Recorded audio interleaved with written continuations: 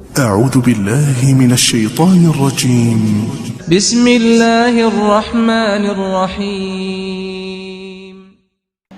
Man qala la ilaha illallah adalah siapa yang pernah mengatakan dalam hidupnya la ilaha illallah. Tapi bukan sampai sini saja. Teruskan. Awas, teruskan. Khalisan. Dia katakan dengan ikhlas. Ikhlas min qalbihi aw nafsihi, langsung mengalir dari hatinya. Khalisan min qalbihi aw nafsihi. Teman-teman, ini kalimat kelihatannya gampang didengar, tapi tidak mudah mempraktekannya. Perhatikan baik-baik. Setiap kalimat yang diucapkan dan kalimat itu mengandung nilai ibadah, maka disebut ikhlas. Disebut kalimat itu ikhlas bila kalimat yang diucapkan itu akan nampak dalam pembuktian. Satu, misal Anda ikhlas mengucapkan kalimat syahadat, asyhadu an la ilaha illallah wa asyhadu anna muhammadar rasulullah. Saya bersaksi tiada Tuhan yang layak disembah kecuali Allah, dan saya bersaksi dalam menyembah Allah itu mengikuti tuntunan Muhammad Rasulullah sallallahu alaihi wasallam. Ketika Anda menyampaikan kalimat itu kalimat ibadah. Ibadah. Bagaimana ukuran benar kalimat itunya? Apakah hanya di lisan saja atau sampai ke hati? Maka biasanya semua kalimat ibadah akan ditunjukkan oleh Allah dalam bentuk pembuktian. Apakah benar tekadnya itu atau hanya sekedar kalimat di lisan saja? Apa pembuktiannya? Diturunkanlah kemudian amal soleh untuk menguji. Perhatikan baik-baik. Asyhadu an la ilaha illallah. Saya bersaksi tiada Tuhan yang layak disembah. Di ilah, Allah, itu bukan nama Tuhan saja, tapi nama Tuhan yang harus disembah kecuali Allah. Bagaimana membuktikan kesungguhan kalimat itu? Maka Allah turunkan bentuk-bentuk ibadah amal soleh untuk menguji kebenaran dari kalimat itu. Jangankan Anda, level Nabi dan Rasul pun akan mendapatkan ujian serupa. Contoh, Nabi Musa.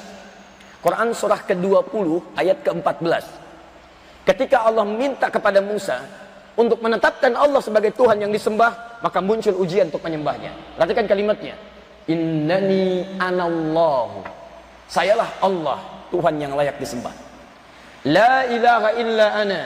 Nggak ada Tuhan yang boleh disembah kecuali saya. Fa'budni, sembah saya. Bagaimana cara menyembahnya? Diuji dengan amal saleh. Wa aqimis salata lidzikri. Cara menyembah saya, tunaikan salat. Supaya dengan salat itu kamu selalu ingat bahwa saya Tuhan yang layak untuk disembah. Musa Nabi, Musa Rasul. Musa dekat dengan Allah, saking dekatnya diberikan pernyataan Allah langsung kepadanya. Wa kallamallahu Musa takliba. Musa ahli surga. Teman-teman, seorang nabi, rasul dekat dengan Allah, ahli surga, masih disuruh sholat untuk membuktikan kalimat syahadatnya. Antum bukan nabi, antum bukan rasul, tidak pernah Allah bicara langsung kepada antum. Surga belum jelas, amalan masih berantakan, hisab menegangkan. Antum gak mau sholat, antum siapa? Coba lihat, semua nabi rasul salat. Nabi Musa tadi salat. Nabi Isa salat. Quran surah ke-19 Maryam ayat 31 sampai 33-nya. Kemudian Nabi Ismail salat. Ayat 55-nya surah 59. Surah ke-19 ayat 55-nya. Bahkan minta keluarganya salat. Wa kana ya'muru ahlahu bis shalah. Ismail minta keluarganya mengerjakan salat. Nabi Ibrahim minta semua keturunannya mendoa kepada Allah supaya salat. Quran surah ke-14 dengan namanya Ibrahim ayat 37. Liyuqimus shalah, supaya keturunanku bisa menunaikan salat. Salat. Semua nabi salat. Ayo urutkan Nabi Muhammad sampai ke Nabi Adam alaihissalam salat. Dengan cara yang berbeda-beda tapi dengan makna yang salat. Cara berbeda itu dalam bentuk syariat. Ada yang zikir seperti Nabi Daud, ada yang kemudian salatnya berdiri sampai ruku dan disempurnakan pada masa Nabi Muhammad SAW sampai sujud sampai dengan salamnya. Ada semua. Ada teman-teman sekalian. Nah sekarang, apa faidah dari salat itu? Salat itulah pembuktian kalimat la ilaha illallah. Jadi kalau orang ikhlas syahadatnya, maka dia akan mudah menunaikan salatnya. Di gambaran orang yang dapat syafaat itu, bukan cuma bisa mengucapkan kalimat la ilaha illallah, tidak. Tapi dia membuktikan la ilaha illallahnya lewat perangkat amal soleh dalam kehidupannya. Jadi bukan sekedar syahadat. Asyhadu an la ilaha illallah, asyhadu anna Muhammad Rasulullah. Islam sah. Tuliskan di KTP, agama Islam, sholat tidak. Masya Allah, KTP-nya masuk surga, andanya tidak. Baik-baik teman-teman sekalian. tiba-tiba seperti itu, zaman jahiliyah sudah ada yang begitu. Turun Quran surah ke-49 ayat ke-14. Qalatil a'rabu amanna. Ada orang Arab Badui mengatakan, Muhammad saya beriman. Sudah bersyahadat dia, syahadu an la ilaha illallah, syahadu anna Muhammadar Rasulullah. Tapi maaf, minta sholat, malas. Zakat tunda-tunda, akhlak gak ada. Turun ayat langsung mengatakan, kul lam tu'minu. Katakan Muhammad, dia gak serius imannya. Kalimatnya cuma di lisan, gak nyampe ke hati. Walakin qulu aslamna. Katakan pada dia, kamu baru menyatakan masuk Islam. Walamma yadkhulul imanu fi qulubikum min qalbihi. Tapi iman belum nyampe ke hatinya. Belum nyampe ke hatinya. Tafsir terbaik dari hadis dan ayat ini kita padukan. Ada orang mengatakan berislam, mengucapkan syahadat, ngaku beriman. Cuman iman, cuman di tenggorokan, gak nyampe ke hatinya. Karena gak nyampe ke hati, pembuktiannya gak ada.